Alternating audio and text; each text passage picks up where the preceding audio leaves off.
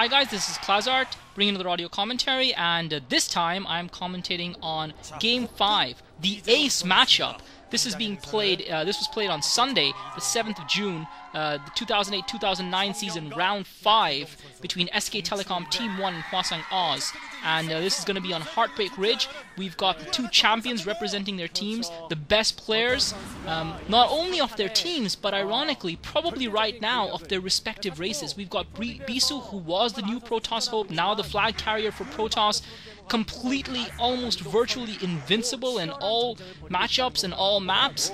The assassin himself versus Jaedong, the Zerg flag carrier, the player who has resurrected Zerg after Savior's downfall, and really the only Zerg player to be able to compete against the likes of Bisu. Playing for Hwasong Oz, and he is the destroyer himself, and this is going to be an exciting matchup. I wish we'd seen this matchup already in the series, but I guess they saved the best for the last. I already explained to you guys in the last round how the ace matchups are decided, so I'm not gonna get into that again. But it is Jaedong versus Bisu. Jaedong at a slight disadvantage. This map is known to favor Protoss players, but unfortunately for Hwasong Oz, they don't really have a strong enough Protoss player to send up against Bisu, and so they had no choice but to send out their best player in this ace matchup. And I really feel that if the Hwasong Oz coach got his numbers a little bit more correct, he could have perhaps won earlier. Although, again, SKT1's lineup is just so powerful. Bisu, again, with the early scout, is Jaedong in what looks like teal or green at the right-hand side of the map, at the eastern side of the map, at the 3 o'clock position, and Bisu across the map from him. This is a 2-player map, Heartbreak Ridge, at the 9 o'clock position, and I think he's in purple. Bisu in purple. So Bisu's now having scouted out Jaedong, going for his standard Forge Fast Expand, and just doing a little bit of harass with that probe, preventing Jaedong from getting his expansion down. And this is going to be an interesting game. I really hope that Jaedong can give Bisu a fight, because as I said, this map is slightly favored, and Jaedong manages to get that hatchery down, slightly careless there by Bisu, and it looks like Jaedong has gone for a 9 pool, so it'll be interesting to see if he's going to be able to put any pressure on Bisu. Bisu hasn't put any photon cannons down, despite the fact that he did scout.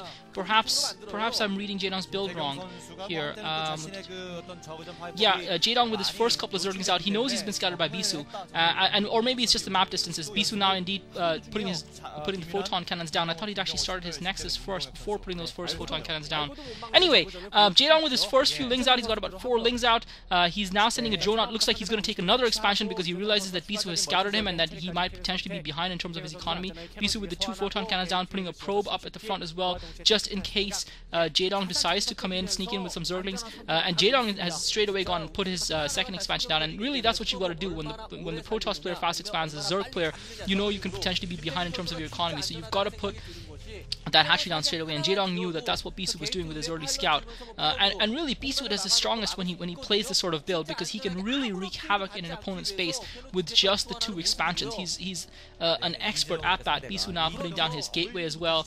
And obviously both these players going into this match with a reasonable amount of confidence. Bisu coming through a relatively tough challenge of Haya's, where Haya did have him a little bit on the ropes, but Bisu once again with his tactical genius overcoming Haya and outsmarting him, and in the end luring Haya into that trap after rushing into his blockade and not being able to break it the first time around. Jaedong probably is really gunning to go. He really wants to beat Bisu here. He really wants to show what he can do. Bisu once again sending a probe up to scout Jaedong, having a couple Zerglings up there to intercept it, and Bisu's probe almost managed to. Bisu with some brilliant probe micro manages to circle his way past the Zerglings, and Jaedong's expansion at the 1 o'clock position is going to be revealed almost. Oh, Bisu circles back around with the probe, so Jaedong manages to hold him off, and I think it's critical that Jaedong denies Bisu information for as long as possible. Jaedong now starting up his lair.